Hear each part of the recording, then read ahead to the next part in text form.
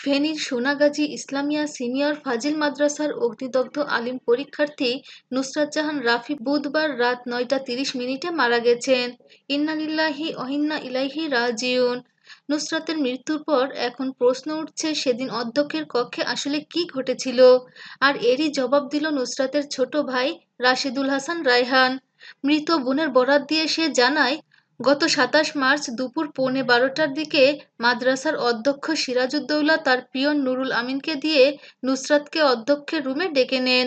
নুসরাত তখন আরও ৩-৪ জন বান্ধবীকে নিয়ে অধ্যক্ষের রুমে ঢুকতে চাইলে শুধু তাকে ঢুকতে দেন পিয়ন।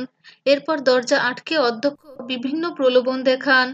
১লা এপ্রিল আলিম পরীক্ষার আধা ঘন্টা আগে তাকে প্রশ্ন দেওয়া হবে, যদি তিনি অধ্যক্ষের কুপ্রস্তাবে রাজি হন। এরপর অধ্যক্ষ নুসরাতের শরীরের স্পর্শকাতর জায়গায় হাত দেওয়ার চেষ্টা করেন। কিছুক্ষণ ধস্তাধস্তির পর নুসরাত দৌড়ে কক্ষ থেকে বের হয়ে বাইরে গিয়ে অচেতন হয়ে পড়ে যান। এরপর মাদ্রাসায় থাকা ছোট ভাই রায়হানকে খবর দেওয়া হলে সে বোনের কাছে যায়। এরপর অধ্যক্ষ তাকে জানান তার বোন অসুস্থ। অসুস্থ থাকার কারণে অধ্যক্ষের কাছে এসেছিল ছুটির আবেদন করতে। এখানে এসে সে আবার অসুস্থ হয়ে পড়ে। সেখান থেকে নুসরাতকে বাসায় নিয়ে যাওয়া হয়। বাসায় নিয়ে যাওয়ার পর কিছুটা সুস্থ হলে স্বজনদের জানান, মাদ্রাসার অধ্যক্ষ তার শ্লীলতাহানির চেষ্টা করেছিলেন। এরপরে ক্ষুব্ধ হয়ে স্বজনরা মাদ্রাসায় গিয়ে অধ্যক্ষকে জিজ্ঞাসাবাদ করেন, তবে তিনি ওই অভিযোগ অস্বীকার করেন। এরপর মাদ্রাসা অধ্যক্ষ উপজেলা আওয়ামী লীগের এক নেতাকে ফোন দেন। আওয়ামী লীগের নেতা পুলিশসহ মাদ্রাসায় যান।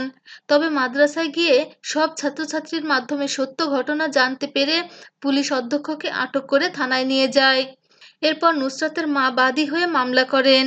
মামলায় পরের দিন তাকে আদালতে পাঠানো হয়। আদালত তার জামিন নামঞ্জুর করে কারাগারে পাঠান। আজ আদালত তার ৭ দিনের রিমান্ড মঞ্জুর করেছেন।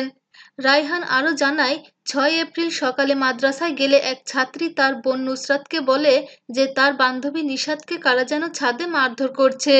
পরে নুসরাত মাদ্রাসার ৩য় তলার ছাদে গেলে সেখানে বোরকা পরা ও হাতে মোজা লাগানো ৪ ছাত্রী তাকে মামলা তুলে নেওয়ার জন্য চাপ দেয়।